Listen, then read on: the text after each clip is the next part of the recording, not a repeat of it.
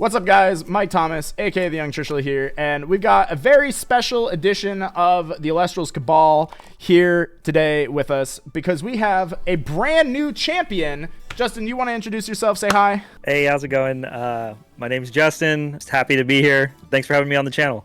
We also got the Dimax. Dimax, say hi. And we got Shirt, the not Shirt, the Trevor. No, I'm Shirt now. I've upgraded. Oh, okay. You are officially Shirt. Also, Josh is here for some reason. Say hi, Josh. Hi. What are we doing today? Well, we did it again, boys. We got 4 out of top 8 slots in the most recent Elestrals premiere, including first place with pretty much all the same deck list. I think me, Justin, and Shirt all played the same list exactly. Justin, you were 1 card off.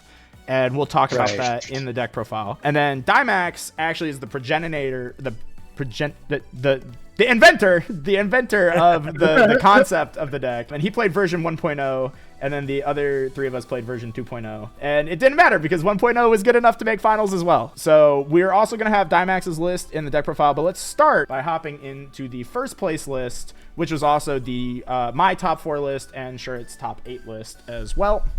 And it starts off like all good Elestrals decks do with 3 copies of Astrabbit. Do we have any comments on Astrabbit, gang? Do you know that it's really good to put the number 5 on the field and then replace itself? Right. And then do it again later? Right, and every turn it sticks, it just draws another card. It's crazy. And then it does like 5 damage over the course of a game. It's broken. Yeah, it's broken when you draw it, and when I draw it, you edit it every time. Still issue. Then we got Elichick. Elichick, obviously, to search the newly unlimited Zeus. Shoutouts to Elichick. No, Yeah, Elichick good. Yeah, Elichick good. Wish I had a Stellar.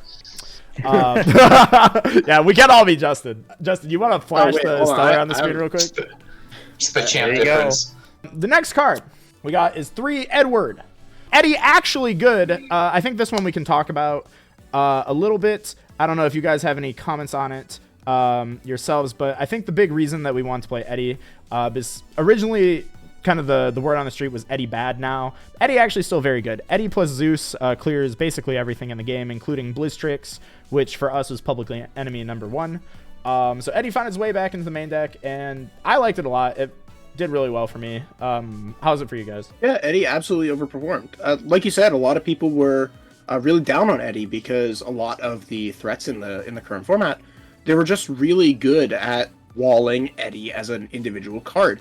And people were kind of evaluating Eddie through that lens of like, well, Eddie isn't really cracking anything of value. But the simple truth is, Eddie does not exist in a vacuum. It will never be the only card in your hand unless something is going horribly wrong for someone. So, like, realistically speaking, you can just draw Eddie alongside another card that makes Eddie good, again, crack anything, and then Eddie's amazing. Eddie's just really strong because of just the way that it works with the rest of the deck, like you said. Very good card. Very much overperformed. I love this card. Yeah, I can put 50 cents in too. What I noticed about Eddie, especially since Eddie had been written off, I guess, quote unquote. Again, most of, call it my playtesting was primarily theory based. Shout out to Dimax though. Definitely got some good testing in with him. But what I found with Eddie is, yeah, not only is it a good card to help you break boards, like when you have it in conjunction with other cards, like Zeus, like we mentioned, but also I found that it plays really well into back row. It's a very safe cast when playing into a lot of the more common threats in the meta, like Spectrus, or one thing this deck actually really struggles with that I found personally was dealing with Astrabbit. Normally it takes like 2 card combos to like deal with it. And it's just a 1 card solve. The biggest problem with this deck is to get that rabbit off the field while also playing around the most popular counter rune, in my opinion, which is like Tsunami right now, because I think a lot of people were under the impression it's really good against Blizz.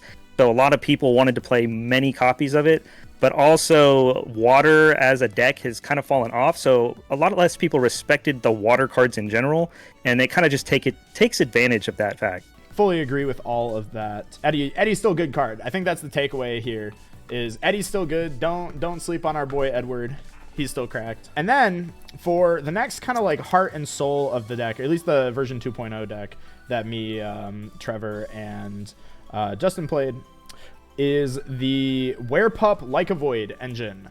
These cards are super powerful. These are the obvious lunar aggro core that a lot of people had their eyes on at the start of the format. And big surprise, they're good cards. Werepup being able to search your deck for any of the lunar phases, of which there are quite a few, is really, really strong.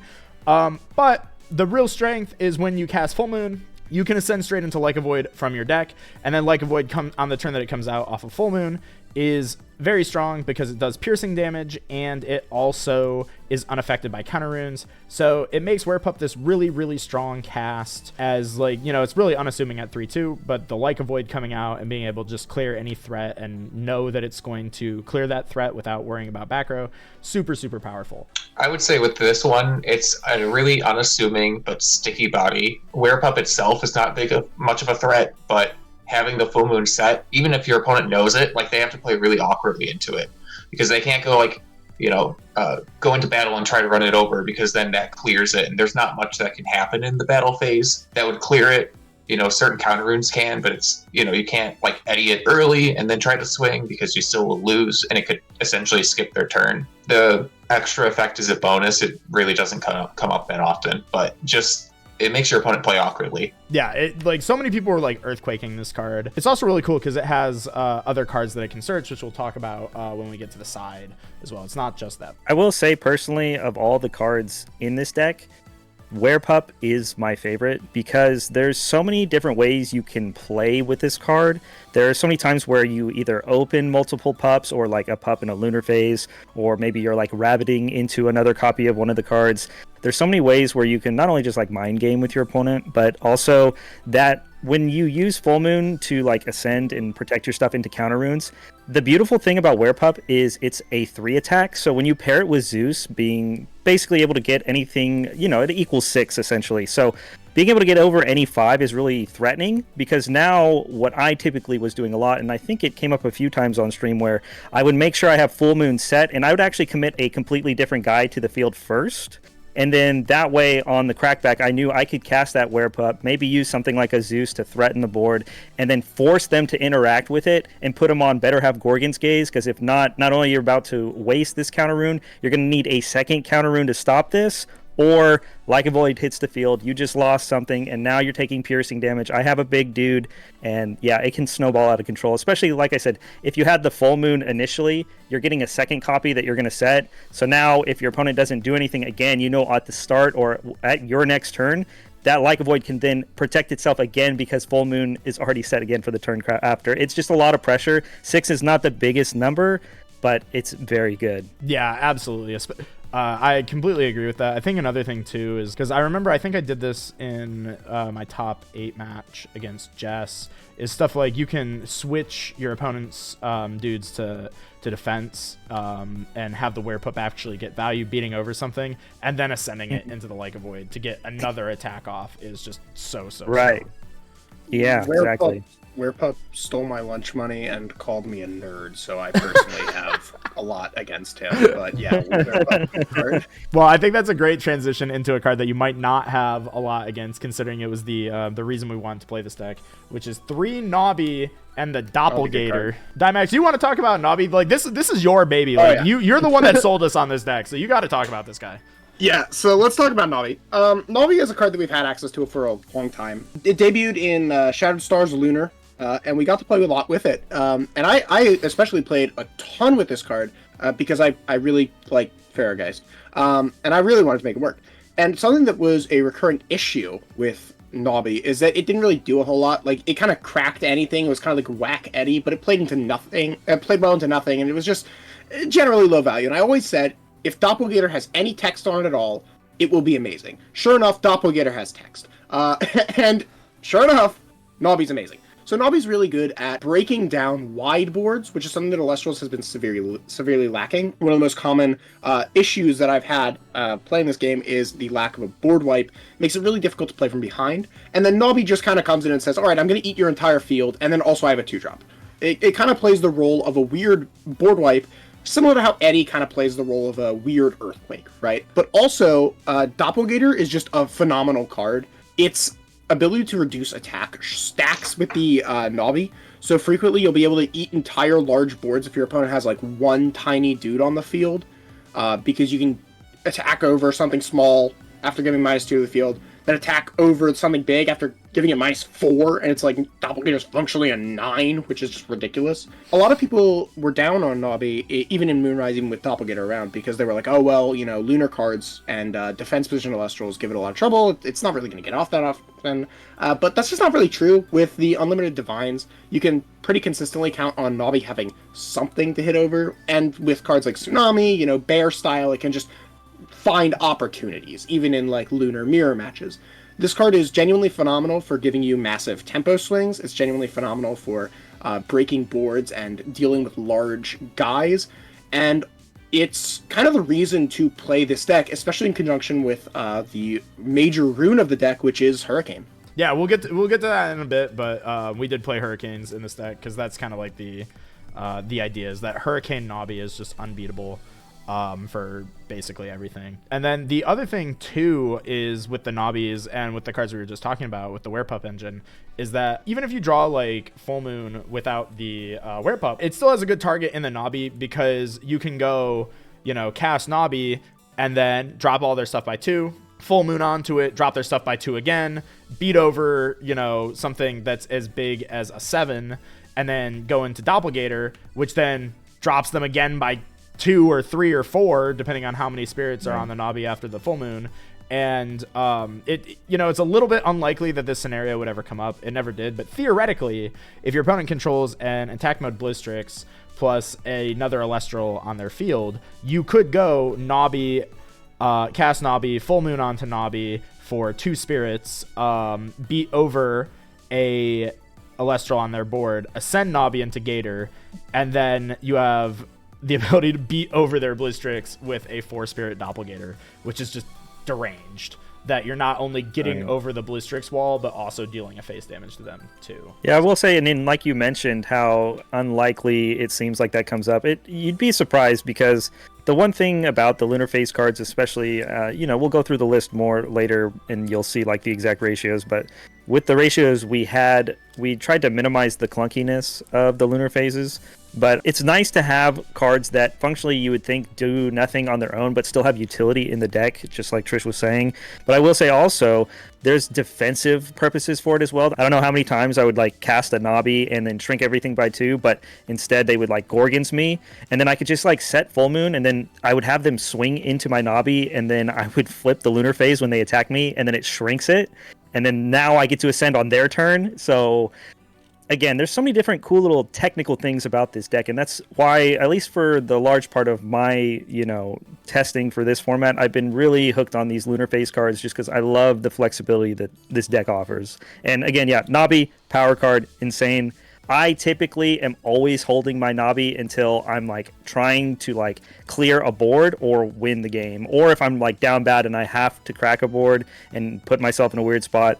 It's just such a good card. You just really got to hold it as long as you can. The next couple guys we got 2 Spectrus and 2 Galaxies. Oh my god, the funny whale made it into a deck.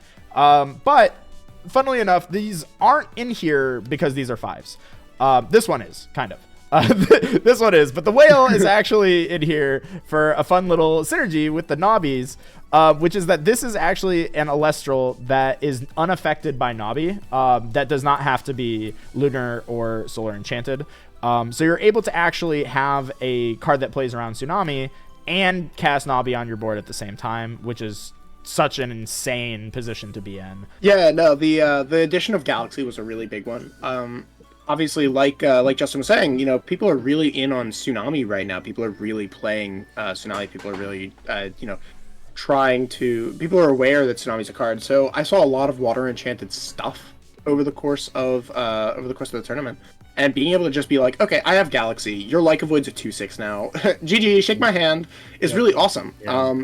It was super useful. Spectrus also came up a ton. A lot of cards in this format have like really good effects that trigger in the battle phase, and I don't want them to happen.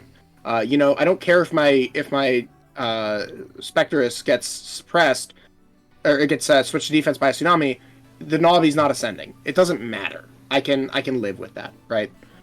These 2 were phenomenal, and they just so happen to be 5s. Yeah, I will say those, obviously, like we talked about, they are 5s, and 5 is obviously a good number. For me, these cards kind of like felt as like tech choices that kind of addressed different game scenarios that gave you different options to cast out depending on like what back row you're trying to play around or what Alestrals you're dealing with. And that's why I really like them. Obviously, like at face value, they seem like pretty simple cards. But when you start thinking about like the game state and the things you're trying to play into and the things that they might crack back with, they're very good, especially stuff like maybe you're worried about a Knobi. Spectrus and Galaxy is just like one of the safest casts to try to be offensive with without having to worry about a Knobi trying to crack you back without them obviously having something like a Zeus to help with that. So for me, not only are they just good quality, very efficient, spirit efficient cards, but they're just very safe cards to just keep on the board also. And that was like my biggest problem. Like you'll see, we're about to wrap up what Alestrals we play, but we don't play Jolton, and I'm sure we'll talk about that later. But again, they're very safe guys that just have on the field. Thank you for reminding me of that too. Actually, is that's the other thing is these are the last Alestrals in the deck because Jolton Temple bad card. Jolton Temple bad card. Josh, this is your cue. Very, very bad. Do not let these people gaslight you into Bad thinking that cards. Bad. Jolton bad. Jolton bad card. Can I talk about Jolton bad? Can I talk about Jolton bad, please? I've been meaning to talk about Jolton bad all week. I got the law Photoshop my profile picture on Charlie Day. Oh, I've been wanting to talk about Jolton Temple all day. All right, moving on. On to the runes. We played pretty stands. We've talked about a lot of these. So I'll lay out kind of the standard runes first. We got the 3 Ambro, obviously. Nothing to talk about there. We got the 2 Zeus, which we've discussed. This card's just disgusting. The 2 Hurricane, which is kind of the soul of the idea of the deck, and then the 2 removal spells as well, or removal runes. Anything we want to say about Hurricane? Because like these cards are all self-explanatory. Like we don't have to talk about them. But Hurricane broken card. Hurricane is the most goated set in the entire universe. You just set it, and your opponent's like, all right, bet I'll set my hand, and then you just flip it up, and they lose. Yep. I think you actually got me with that a little bit in Top Cut, where you had 2 sets, and I was like, one of those has to be Hurricane. It's fine. I'll set a full moon, and, I'll run out my Werepup or something. And I think you shielded my Werepup or something like that. Yep. And I was like, uh-oh. I just set this, and now he's about to flip Hurricane, isn't he? And he flipped Hurricane on me. I was like, my deck does nothing now. Yup.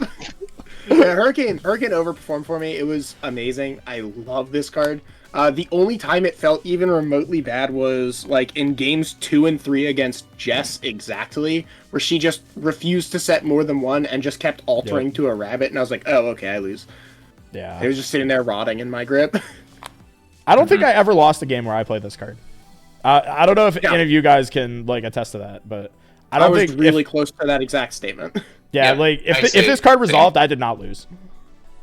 Yeah, I'm pretty sure that's the case. I might have. Again, it was a long day, so I can't recall. But I guess, I could ramble about Hurricane forever. But I guess the one thing I will say is, like, understandably, Hurricane is kind of like a card that's worth talking about because, everybody would say, oh, Hurricane bad because everybody just sets one card at a time. And while that is true, I think you're thinking of Hurricane as a card advantage card, which it definitely is. But to me, it's the one card in the game that just says, whatever the heck I'm trying to do on my turn right now is going to happen.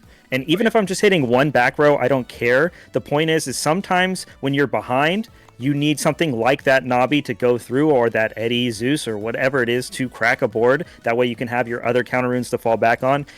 This game is so tempo based, and if you can hit 2-3 cards, that's amazing. But really, the main point of this card is I want to guarantee whatever the heck I'm about to do is going to happen. I don't really care too much about the card advantage because, again, this deck pluses so much, and that's why I like it, because I feel like this deck actually plays well around or into Hurricane. I guess not really around, because a lot of the times I'm like setting counter runes. Like sometimes, I'm sure on live stream you probably see it, where I'll set 2 back row like early in the turn or early in the match, because a lot of times I'm trying to get that Hurricane out of the way early and throw away a counter rune maybe I don't need.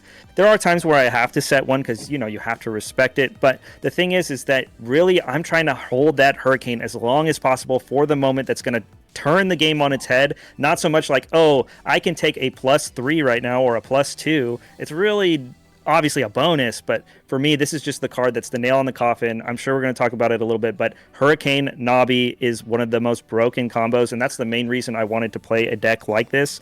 And every lunar variant that I was playing included the cards Hurricane and Knobi. It's so good. Yeah. Do we want to talk at all about why it was 2 Hurricane and not 3, considering this card was so crazy? If you play 3, you're probably going to draw 2, which means that you probably have to play more than 1 Wind Spirit, and I'm not doing that. Yeah, I want to see it sometimes, but not all the time. Theory. Not all the time. For me, Unironically. there was a time where I was like playing 1 Hurricane. In the end, I think like I was maining 1 and then siding the second, but you can't always tell whether you're going to go first or second, and I just want to see this card. And again, the nice thing is you have Rabbit to dig for cards, Pup, deck thins, and stuff like that. So it's very easy to start seeing these higher impact cards even when they're at 2, and which is why you don't see something like us playing like 3 Zeus, for instance, because with Chick we have 3, but we don't max out on 4.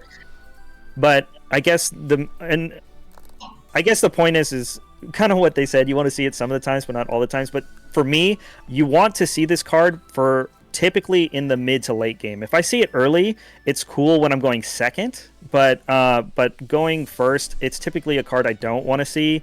But if I do see it, it is kind of cool because you can kind of build your plan around it because you know you've already seen it. But at the end of the day, this card is really crazy and honestly one of the cards I fear the most because there's little play around it. Sure, card economy wise, you can set 1 at a time, but as far as the fundamental of I am going to progress my game state this turn and there's nothing you can do about it, that's where Hurricane's impact really is. Absolutely. Moving on to the counter runes, we played pretty much a standard counter rune suite. We had the 3 Gaze, 3 Shield. We had 2 Altar, 2 Tsunami, and then the 2 Full Moons. I think these 6, nothing really to talk about here. 2 Tsunami's been pretty standard for a while in main decks. And then the 2 Altars are a little bit interesting. No Poison Tipped Arrow, at least not on our list. I think Dymax, you played it. We'll talk about that when we get to your list. But Altar was a really strong card. It had a lot of good synergies with stuff like the Zeuses with the rabbits, and then also it had synergies with stuff like Full Moon, because you can, Full Moon, enchant to your board, do some extra damage, then you can alter, move those spirits onto another guy and get extra damage that way. There's a lot of ways that Altar can just set up game states, and historically Altar has always been like the strongest rune if you can resolve it. So this deck has a lot of ways to put spirits on the board, so Altar just felt really good in this strategy. And then the Full Moons, obviously, it's the core. We only played 2 Full Moon. I think 3 is a little bit excessive. There are times where it's like you want to like open it with the Werepup, but I think 2 just kind of felt like the perfect number, especially with like side patterns and stuff. I don't know if you guys have any further thoughts on stuff like Altar or Full Moon. Yeah, with Altar, it plays well with Knobi. Like anything that changes position and can manipulate that is really good. And then we're not on the stadium, so there's not really an argument to battle trick as much with the Full Moon. The only battle trick is with Knobi. For me personally, Altar was one of those cards that I felt like I rarely wanted to see early, because it normally takes some gameplay before the card is live, and that's why I felt like 2 is probably the perfect number. Sometimes you have to just like cast a Zeus and set Altar, and it's just like super telegraphed, and it's good, but it's just, it doesn't feel good, I guess, because it's just you're basically telling them what you have set. But other than that, Altar, pretty dang good card, very versatile. As far as Full Moon, I'm a big fan of these Lunar Phases cards. There was a time where I was main decking 6 Lunar Phase cards. Personally, the one thing I wanted in this main deck was the 3rd Full Moon, and in the end, I just felt like my list was pretty light on guys once we kind of came to a consensus. I was originally on the 3rd Full Moon over the 3rd Eddie, but Eddie had been so impactful, and I felt like I needed more guys, so while Full Moon wasn't something I needed at 3, it is definitely something I wanted, and it's just an amazing card. And like I said, seeing it, like they touched on, seeing it early is really good, especially with Werepup. I think we were up until like, 4 in the morning, something like, at least for my time, testing like the night before the event. I think we got like 4 hours of sleep before the tournament. Yeah. Just because like making the final tweaks to the deck, and I remember like selling you like right before we went to bed. It's like I think we have to like we can't play 3 of this card. Like we have to play more dudes because I think all the games I lost is I just ran out of dudes. No, 100% same. Like even with the increased dude count, I was just like, still there were some games where I was like, oh, man, I really need a dude right now. Or there are even like a lot of times where maybe I'll have like the Eddie, but like nothing that's like a safe cast. And I didn't. Sometimes I would throw the Eddie out there when I felt safe because I had back row or something. But there's a lot of times where I'm just like, no, I'm gonna save this Eddie because I almost treat Eddie like Knobi in some ways, where it was like something to help address a board and kind of crack a board. So I tried to save it, and a lot of times I just expend a draw to try to hit another guy or try to hit another thing and save the Eddie for the turn after, unless I like desperately needed it. But yeah, definitely more guys. So let's do the side deck next. So we had reoccurring Galaxy Spectrus. These are actually so a lot of times when we do the every deck streams on the Caster's Corner channel, which if you subscribe to the Caster's Corner channel, you can get notified when we go live, because every time there's one of these premier tournaments, I review literally every deck list that was entered into that tournament. And one of the big things that I commonly say is when I see, you know, like 2 of a dude in the main deck and then the 3rd copy of that same dude in the side, it usually feels like a you know, like we just weren't really sure how we wanted to, like, how many of the card we wanted to play type scenario. These were actually very specifically chosen as the extra copies. These were the only dudes we played in our sideboard. And there was a specific reason, is that we couldn't find a 2 of Alestral that did what we wanted to do, which was in the lunar mirror match, we take out Knobi. We take Knobi out of the lunar mirror, and we needed dudes to replace the Knobi line to complement our, like, the runes that we're siding in. And those dudes needed to, 1, be impactful, and they also had to not lose to a Knobi themselves. And these were the only other cards that we could find. I think we looked through the card pool for like what, an hour or 2 before I think Justin hopped in the call and was like, I think it's just another Galaxy Inspectors. I can't think of anything else. And that's where I had been at. And I was like, I want to find something that's not these 2 cards, but it just ended up being like, these are the only cards extra that we could find. Yeah, I think the only other card that I had come up with was like the solar armadillo card or whatever, and like obviously we weren't playing that with our spirit counts and stuff, but yeah, I definitely, like I mentioned when we were talking about the main deck, those cards, Spect and Galaxy, they are just very good. Obviously, like we mentioned, not losing to Knobi, but being able to not only get reads on your opponent's back row, but they're good enough, they're solid, they're 5. They force your opponent to have to do something, and then Galaxy just plays in the back row very well. That also being said, there are other matchups outside of the mirror match where one of these cards is better than the other. For example, if you go up against water, you want all these Galaxies and the Spectrus's, but there are some matchups like, for instance, maybe like Penterror. You're going to need these Spectrus's to make sure you can run over those Hydrakes. Galaxy's just like a really solid card when you're dealing with other decks that might be constantly water enchanting to try to play around Tsunami. Stuff like that, where you'll find one might function better than the other in certain matchups, so you can like put Spec to 1 and Galaxy to 3, or vice versa. That was the other big draw to these, is that they're still good cards outside of the mirror as well. So moving on, the next one is that we played 3 Cryoblast and the Flurmine in the side. Cryoblast, I think, has been mostly relegated to the sideboard in this format because of all the Frost decks that have been running around, especially with how popular we thought Morfrost was going to be, which I don't know about you guys, but I did not see a single Morfrost like the whole run. There were I played 2. Oh, you okay? I played 2 during Swiss. Okay, I this think I card played soloed against them. 1. I played against at least 1. I believe it was just 1. Okay. Spectre solos that deck. They can't out 2. Yeah. Speaking of Morfrost, I'll move the next card forward to talk about it. But yeah, Cryoblast is basically for the mirror match and for other like 5-space strategies, because we think 5s is still pretty good like as a general concept. But it's really just which Alestrals are the good Alestrals. They all lose to Cryoblast. But now that we have Zeus back to 3, Cryoblast is even crazier, because you're consistently going to have Zeus Cryoblast, which is just Earthquake. So this card's crazy. Zeus should have never come back from 1 to 3. I think that card needs to go back to 1. Like these are insane. I will say also one thing that is relevant is that Frost Spirit, because there were even matchups where I was not citing the Cryoblast in, but would still put in the Frost Spirit to play around other Cryoblasts. One of the scariest things is, and a lot of people I noticed was doing this, is they would try to force out the interaction with Full Moon on the Werepup early. That way they would hopefully see like a water enchanted Lycan out, and it's got like 2 defense, so they could just Cryoblast it for free. And then now you just wasted a bunch of spirits with the Full Moon, but then once you throw the Frost Spirit under it, they're like, oh, okay, that's a little annoying. And you can catch a lot of people with just like dead Cryoblast by doing that. Yep. That may or may not have happened to me in our match, Justin.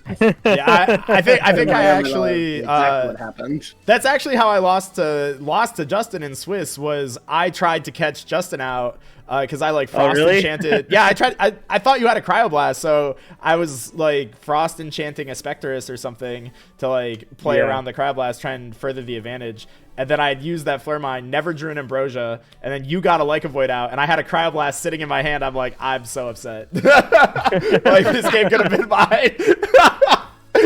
I was like, I tried to get too cute with it. But speaking of the Morfrost and Frost decks, we played 2 Dense Fog. This card is the only card that I ended up not siding, but this was the tech for Morfrost, I think, and also stuff like Phosphocell, which cooked me at the PNM. Did you guys? This is the card that I'm like most suspect on. Like, was this useful for any of you guys? Like the whole run? Didn't touch it once. Never saw it. I sided it in only one time, and it was against the Morfrost matchup, and I never saw it. But I think for me, Awesome. I really don't like the card that much. I think it might be better as like maybe a one-up, but like one thing that you brought up in our like 4 a.m. test sets was that there's a lot of people who like to play some decks that have some really scary game plans, whether it's through Nexusing or whatever, and having Dense Fog usually kind of checks a lot of these like more rogue things that people try to like snowball with. And while it's not like the most highest impact card, it's definitely versatile to address some of those rogue options. And for me, not being able to get as much play time in as I would have liked, I know having a card in my side deck that felt safe to help me with coverage on maybe some of the other decks that I don't know as well sold it for me to put it and make sure I included it in the side. Yeah, this can actually be like a Josh, you can come out of the abyss moment, but we really thought that there was going to be a lot of Antitan in this event, and then nobody queued it. Josh was going to play Antitan, and then just morning of decide he didn't want to play. So this was really the anti-Josh side deck card, and then Josh just didn't play. Josh, do you want to defend Dense Fog for us real quick? This is a you thing. Dense Fog is the Morfrost killer, realistically, and it also gives you protection against decks that have a lot of removal that are Alestral based. So it's like even somewhat decent into Water Reanimator, making sure that like Oystiller using it to pop off. Caprigal can't revive, soloing Galaxy, so on and so forth. So like there are a couple matchups that Dense Fog is good into, while also soloing Morfrost, which we were expecting a good chunk of. It also solos the Antitan deck, right? Because if they go Ignector turn 1, like the Ardbud's coming down next turn, and you have to stop that Ardbud, otherwise you get hit with Antitan, you lose your whole board, and the game is over on the spot. Yeah. So like It's Dense okay Fog, Dense Fog on very the funny. Ardbud is crazy. It is very funny how much we expected Antitan to show up, and then just not one Not a person soul played it. Yeah. Like the casual for context before for the people that weren't as in tune with what was happening. The casual before the premiere, like every other person was just on Antitan for some reason. Everybody just woke up and decided they wanted to play Antitan, and I was like, oh god, everyone's gonna be on Antitan. Everyone's gonna play Antitan. I have to be ready for Antitan. Yeah, And like then the streets were telling us that Antitan was the move, and the streets were wrong. The streets were wrong. The streets were lying. Oh, The streets have never lied. I would have topped with Antitan. I believe you, Josh. I hate Josh so much. All right, next card. We played 2 Lunar Phase Waxing Gibbous. This was the goo for the event. This was our text card. I'll move it closer to the screen for you guys because it's hard to tell which ones are which. But this is Wax and Gibbous, and this is the one that targets a lunar enchanted celestial and switches its position. The second effect never comes up because you're never using it on your own dudes, really. Well, that's not really true, but ideally you're not using it on your own dudes. But is that true, Justin? It's searchable off of the Werepup as like an Altar of Stars replacement in the mirror match. So that's why we wanted to play it. And then I don't know, this card was very bad for me, but in testing it was crazy, and I think it was crazy for all of you guys. So like I think Justin and Dymax have the most to talk about when it comes to this card. Yeah, first of all, who up Wax and the Gibbous, but more importantly, yeah, this card was like the god card for me, because like obviously in the mirror, it performed amazingly against you and Justin, and also just like in Swiss, I would get paired against these stray lunar decks, and I would just be like, all right, sick. So I win the mirror in games 2 and 3, almost guaranteed, because almost no one else was on this. Like we were the only ones on this. Like I think it was like us and like 2 other people maybe brought it. No, maybe like 2 other people were repelled on it, I think. No, I'm willing to bet there was a good amount of people that were playing it. I don't think we would be the only ones who played this card. We'll see in the every deck stream, but I promise you we were probably the only people playing this. Oh, that's surprising. Yeah. Like I do agree with that, because in the reason why this card sucked for me is because most of my lunar matchups were like us, and we all had the same side pattern in the mirror. So like we were siding around our own sideboard, where we would take the Knobbies out and then switch to like a more standard 5s post side in the mirror match. And versus other people who weren't doing that, they would get cooked, because they would like run a Knobi out on the board and I would just like put it in defense. So other lunar opponents, this card went crazy, but I played a lot against a lot of us, and you guys just cooked me. I got destroyed by you guys. No, like I said, I really like these lunar phase cards in general, and just like having Werepup kind of be a toolbox to pull them out. It's obviously amazing. I know Dymax didn't play Werepup, but again, this card by itself, very good card defensively, and then as you guys saw in the finals, offensively as well. There's a lot of times in the game you can start getting reads on your opponent's back row where they're saving tsunamis, or maybe like you're hitting with water guys and they can't do anything about it, and you can know that's the tsunami. So when you draw into this, or you can pop for it in the scenario to where, okay, maybe I have my my Knobi in my hand, now I can set this face down, and when I go to push, I know I'm going to get tsunami'd now, and then you can just switch it back to attack to make sure that Knobi goes through. The card's very versatile. I think going forward, you could probably go down to 1 if you needed space in your side, because at least in our list, it's searchable. But I was happy with the 2. It felt very good to draw, and again, the fact that it's searchable is really great. I mean, the secret truth is, even if you're not playing Werepup, it's still searchable, because Ask Rabbit reads add 1 card from your deck to your hand. If you need it, it's there. Simple truth. Of course. Since we're on the lunar phase topic, so in me and Trevor's lists, we played the third copy of Tsunami on the side. Justin, I could not convince you, because you're such a fan of the lunar phase cards, I couldn't convince you to change 1 card in the deck, and that was the 1 card we were different. I think you played a lunar phase New Moon, which is the target suppress and then discard a phase to pop lunar phase. How was that one for you? That was the 1 card difference between all of our lists. It was good. It came up a couple of times. Like I said, with the other lunar phase, just having a guy that can search a toolbox of cards is very nice. I will say, in this list specifically, compared to some of my like 3 or 4 other lists I was messing with, since I didn't play 3 full moon in the main, there were times that it felt a little awkward because I have less full moons to discard, and that was one thing I noticed right away with this card. But in the mirror where I'm citing the Waxing Gibbous, you're already adding 2 more lunar phases to the deck, so now you'll have a total of 5, and I think 5 is a really good number.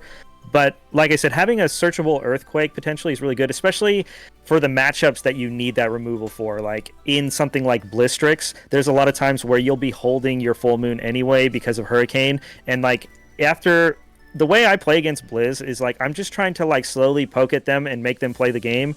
And either you blow them out with advantage, or they go off, they try to kill you, and as long as you have a handful of spirits left and you're just saving your removal, you're saving your Zeuses, whether it's with like Knobi or Eddie, Also, having this like new moon in the deck makes it to where now your Werepups can contribute to cracking back on that board. It can be expensive against the bigger Alestrals, but at the end of the day, especially against something like Blizz, having just a card that gets it off the field, as expensive as it is very useful, because a lot of times the deck will run out of steam unless they have like Ambrosias to stay in it, and that's something for me that I really liked. Yeah, Trevor, I don't know if you have anything you want to add, but... No, Tsunami was good for me. Awesome. Yeah, Tsunami was good for me as well. That was kind of our answer to Blizz, and just other meta matchups. But the last cards in the list were 2 Spoiled Fruit and 2 Divine Blessing. I'm putting them out together because I want to put a question out to the community. Has anybody ever noticed that Divine Blessing is the only card that has this color effect text? Or like this color text box? I have not found another card in Alestrals that has this specific text box coloring. Everything has this text box coloring, not this one. So if anybody has a card that has like this pink salmon like text box and is not Divine Blessing, please let me know. But yeah, these were also for Blizz. This was part of our Blizz side pattern, and Water Reanimator. Played against 1 Blizz, played against 1 Water. Did any of you guys play against Water Reanimator?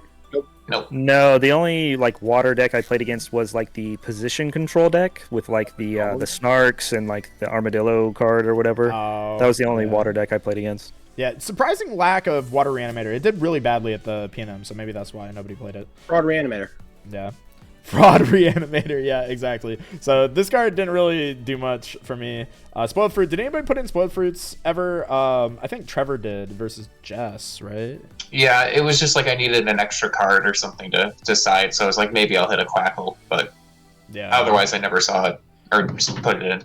So this was mostly here for Draco Ray and other heal decks. I actually did play against Draco Ray. I think we can probably cut these moving forward because I saw a Spoiled Fruit off of my Astrabbit versus the Draco Ray deck. I just didn't even take it. Like it was in for that matchup, and I just like sent it back to my deck because I was like, this is already going so well, I don't need it. So I think we probably don't need this card moving forward. I will say one thing about Spoiled Fruit. I never did side it in. I never played against the Solar deck, but again, that was like the primary function of the card. Also, it was okay against like Water Reanimator because it's very common that they would like use one of their 2 Rise cards to bring back like a Sluggle to get their spirits back before hard ascending, and it's just one of those cards where it just keeps the body off the field. But one thing that I noticed pretty quickly is that the like 5's heal stall variants that were, I didn't see any at the tournament, but it was stuff that I had ran into in testing. Felt very awkward with this deck because it plays basically good stuff cards like us, but they just get more spirits more frequently. And being able to like have that card to like not only stop them from healing, but it also keeps the body off the field to keep up tempo was something that I felt was really important. So much so that I almost wanted 3 of it just for that matchup, but I felt like maybe that matchup wasn't going to be that popular going into the tournament, so I was okay with playing 2 because against the Solar deck, I actually think 2 is the perfect number because seeing it early doesn't do nothing. It's better in the mid game when they're trying to ascend, but again, maybe I was just worried about a deck that wasn't real, but I found that like a lot of those like heal stall decks definitely were scaring me, and I really wanted the card. Yeah, that's how I felt about it too, and that's why I wanted to put it in. But unfortunately, that deck just didn't really get represented. So maybe this card will be good again in the future if people like decide that's the goo some point. But yeah, this didn't really feel that great. I think moving forward we can take it out, but theoretically it was like solid for exactly that matchup. But yeah, that was the list that we kind of swept the tournament with. I'll go over the Spirit deck quickly. We don't really have to talk about these. It was 8 Owloon. This is the only one that like people might question because I know a lot of people when they play their lunar decks they want more than 8. Like they're playing like 9, 10. That's way too much. Honestly, I felt like we could get away with like 6 Owloon. We probably could have or like 7. We probably could have moved the Frost Spirit into the main. Because I don't know if you guys had any issues with spirit management during the tournament, but this felt perfect to me. I would side down to 7 sometimes if I wanted to keep in Hurricane, but also put the Cryoblast in. Yeah. And it was I wasn't on Werepup, and obviously my spirit deck was different because of that, but I felt totally comfortable with 4 lunar spirits. Yeah, Like, exactly. It's like how in Drakking, all you ever needed in Drakking was like 3 lunar, and people would run like 8, and it's like, okay, that's deranged. way too much. So speaking of siding out, we played 5 Thunder. I was frequently siding out 1 Thunder, and I think that actually cost me versus, was it Dymax or Justin? Yeah, it was. It was me, because remember you ran out that lunar rabbit? Yeah. I had sided down on it, and my hand wasn't super Thunder heavy, and then it became very Thunder heavy over the course of our game, and I was like, oh no, and I just don't think I ever drew Ambrosia that game, so I kind of had hoped that I had sided down to the 7 Owloon, which is why I started. Actually, no, I didn't side down to 7 Owloon. We played 4 water. We played 4 water spirit, and I sided down to 3 waters after I played you. Because I wanted to keep my Owloons for like the main spirit color, but I think 7 was probably just correct, like moving forward. And I mean, clearly that worked for Trevor because you went undefeated in Swiss. You got hit with the top cut curse where you got knocked out right away. I got blizzed on. Yep. Let's go Blizztrix. Let's go gambling. Let's go gambling. It topped. It's good. I'm not crazy. It's not solar. It's not solar. It made top 4. I'm not crazy this time. I gotta see that list because I'm super excited. You guys have seen my Blizz list. It's psychotic. But I need to see theirs. But yeah, we played 4 water. This was a Josh ratio. Like I've been inspired by the Josh tank of playing overly cozy ratios, and this was really nice. Anybody have any comments on 4 water? No, I felt like 4 water was good for me. Like we kind of touched on when you would go to put the cryoblast, the frost spirit in. Kind of choosing which spirit you needed was important. I found midway through the tournament, depending on the matchup, it actually kind of changed. I would say the majority of the time it wound up being the 8th Owloon that would come out.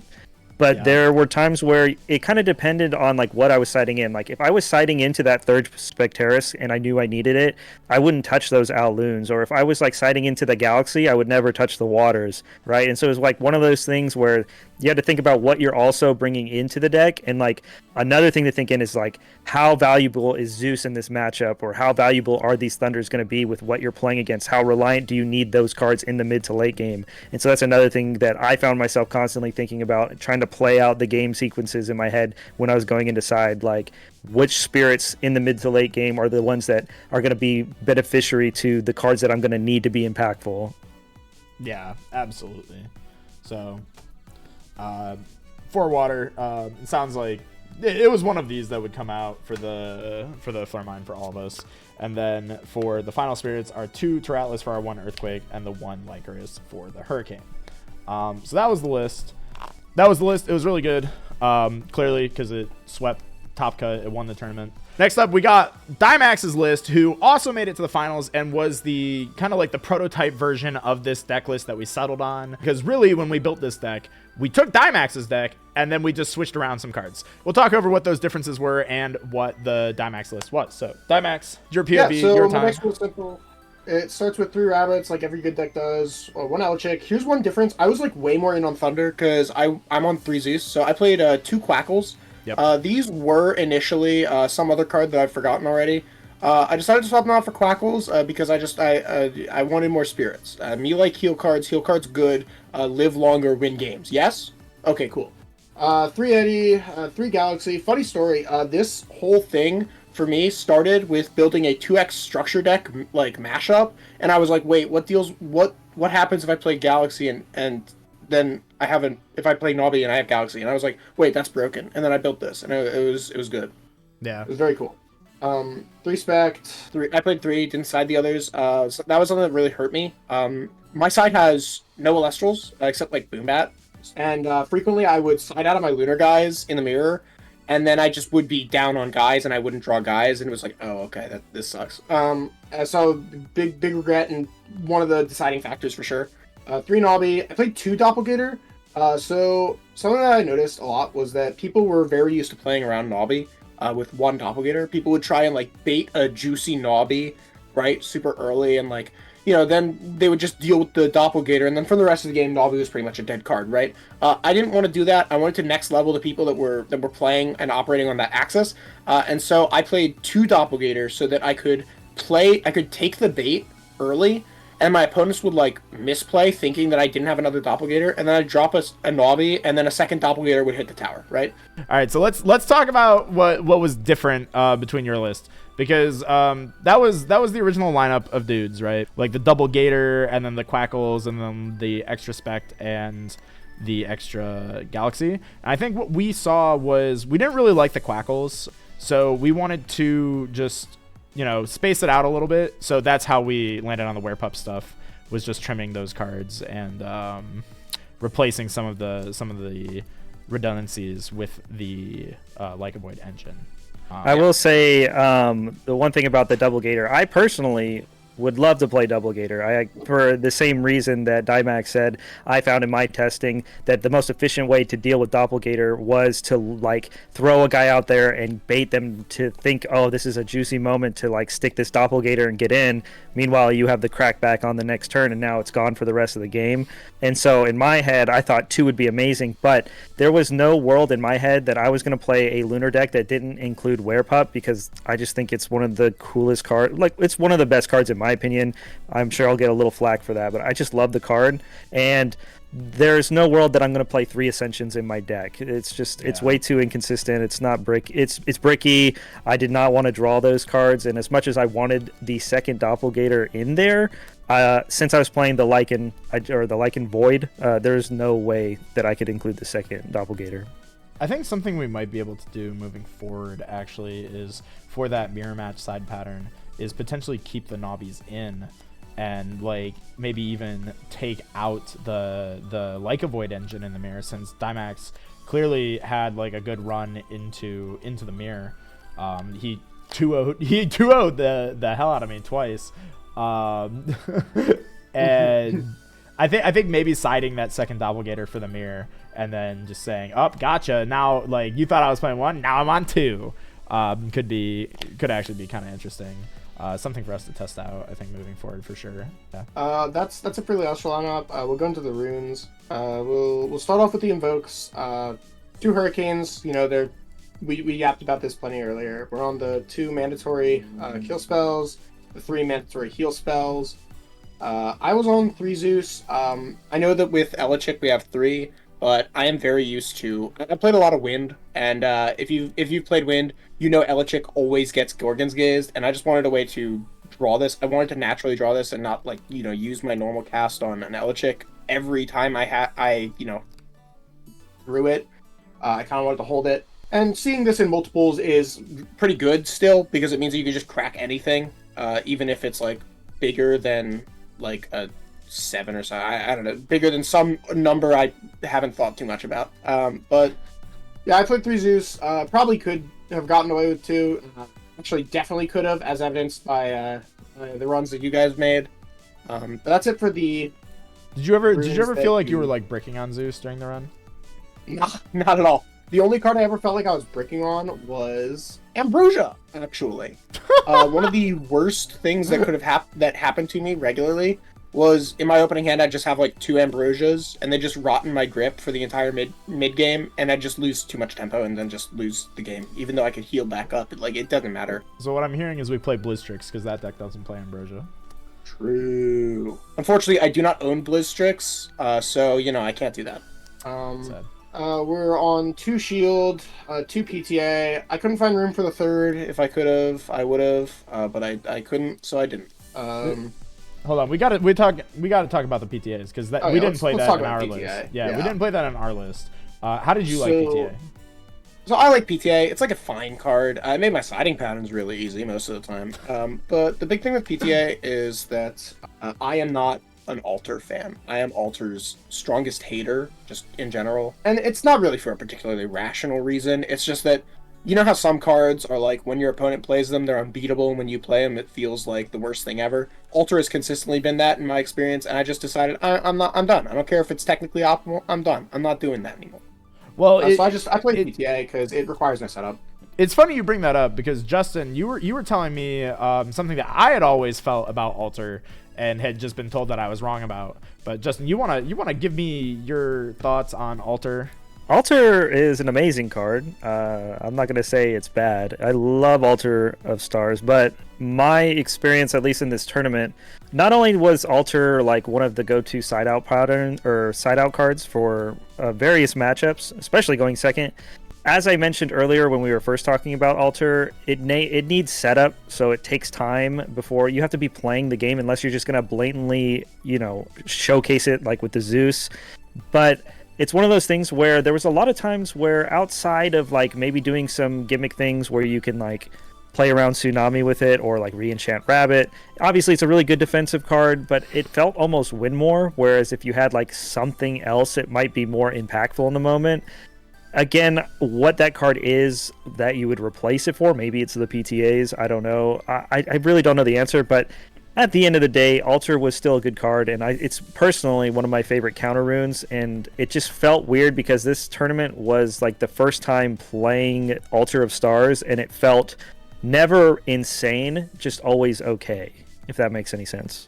No, I think that makes exact sense, and that's how I've always felt about it, is that it always does feel like a very win more card when you're flipping it, because you have to be ahead. You have to have multiple spirits on the board in order to activate it in the first place.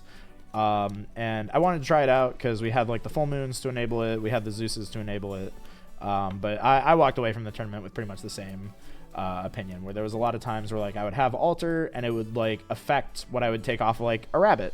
Like I would have Rabbit and I would see something crazy like a Tsunami or a Hurricane or whatever, and I would take a Zeus off of the Rabbit because I need to turn this Alter on somehow, and it's like, I guess I'll activate Zeus for 2, pass. It's like, okay, I know what your set card is now. But usually it didn't even matter because they would have to play into the Alter anyway, and I would just go plus and win. Right, that's the thing, is like at the end of the day, they're outside of like, and it's cool too because like I mentioned, like this deck feels okay into Hurricane because a lot of the times you're searching counter runes with your deck. Like I mentioned, sometimes I would set 2 because one of them would be like full moon, and then I would just cast out something, whether it was like an Elichick or a Rabbit or something like that, get my search and pass. And even if I got Hurricaned, I was fine because I was setting up a Werepup anyway, so I know on the next turn when I cast it, it's going to replace the card that got Hurricaned.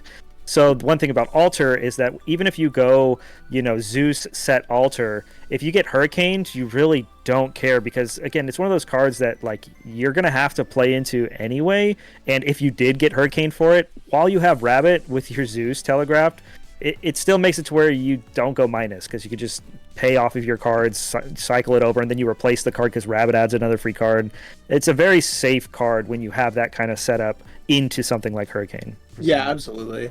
If there was one thing that very much did frustrate me playing against Alter and against you, Justin, was I had the Hurricane and I was in that situation you were talking about where you set Alter, had Rabbit, had Zeus, and I was just like, oh, cool, I have to pay 3 to activate Thunderstorm, but I misplayed. Right? Like, it's not. It doesn't feel good at all. I think that like in theory, like I think the card was good in the deck. Like the Alters were good, but I definitely see the argument for playing PTA. I definitely missed PTA throughout the run a little bit. I'll say I never missed PTA. For me, the only reason why I was considering PTA, like maybe in the side, was because, like I mentioned earlier, this deck can struggle with dealing with something as simple as Ash Rabbit. Yeah. Or that's so exactly why I missed it. Was for the Rabbits. So like going first, maybe siding into those might be a good call against those kind of decks. But again, whether or not that's the case, I don't know. Again, my play time is very limited, so I might not be giving you guys the most educated explanation. But what do you mean? From what I've experienced, You won the tournament.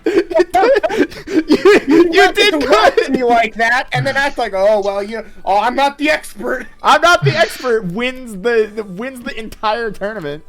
After like one night of testing. It's that easy. You're just a scrub when you have the Oistillery. The one-of-one Oistillery. You stole $3,000 from me with that waxing gift. You never get to talk to me like that. I will say goodness. that, one thing with PTA and Rabbit in particular that you guys were talking about is because I played 3 Zeus, I never felt like I struggled with Rabbit at all. Right, and like, that was something that I legitimately- talked about too. Zeus just felt really good at 3, but I didn't want to break on it. Can I just be real for a sec? What's up? I haven't PTA'd a Rabbit in months. I'm starting to think it's just blatantly wrong. Like there are so many ways to deal with that outside of PTA. Exactly. It's like why Didn't spend you the 2? PTA like my rabbits like twice when we played? No, that can't be right.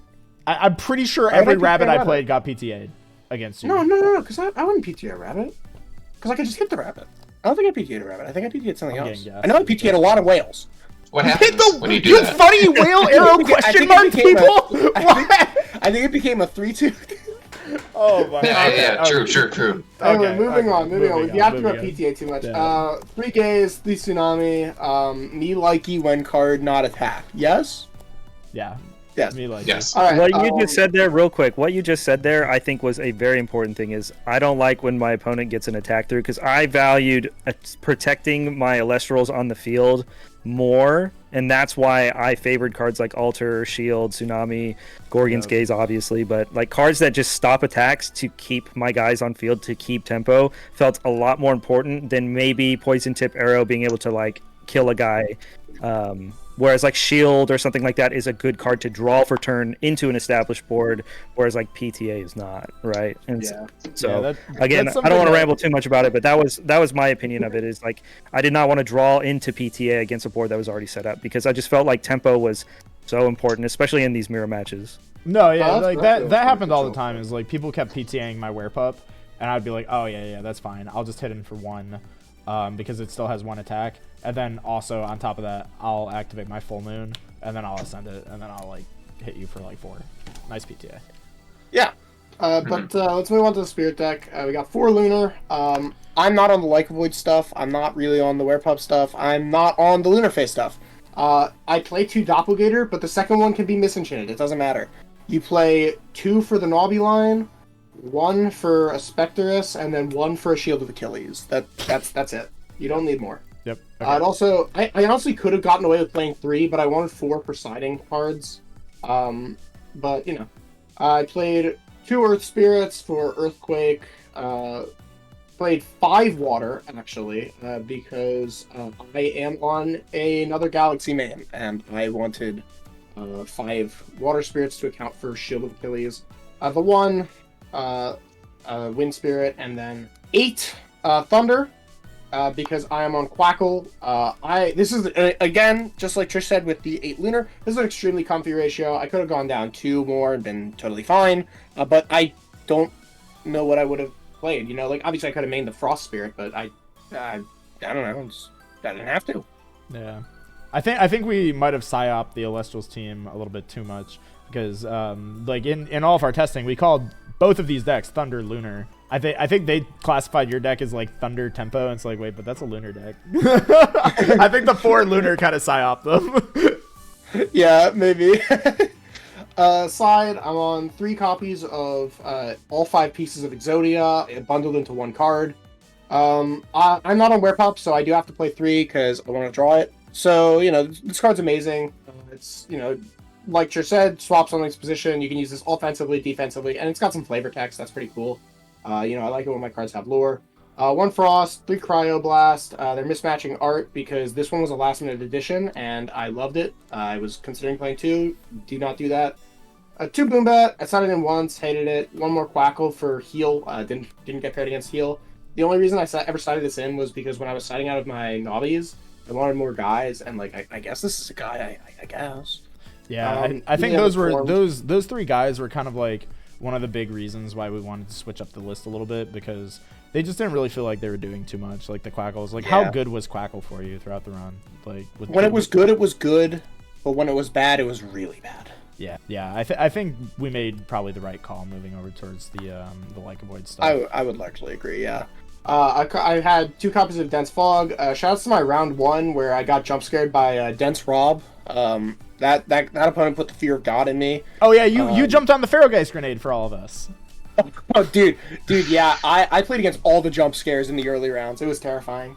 And then I played 3 copies of Divine Blessing. I didn't side them in, though, because they're warped as hell. I tried to get my hands on non-hollows before the tournament. I just couldn't. And so I was just like, I don't want to deal with the hassle. Still 2-0'd every Blitztrix player I played against, so, you know, it didn't matter. But yeah, one thing that I do want to quickly touch on while I still have the floor, which is why no Jolton Stadium. One really nice thing is that everybody else was pilled on Jolton Stadium, which meant that we all got to play the build of this deck that plays the Stadium, but our opponents were paying for it, so it's like, you know, it's awesome. It was so awesome, dude.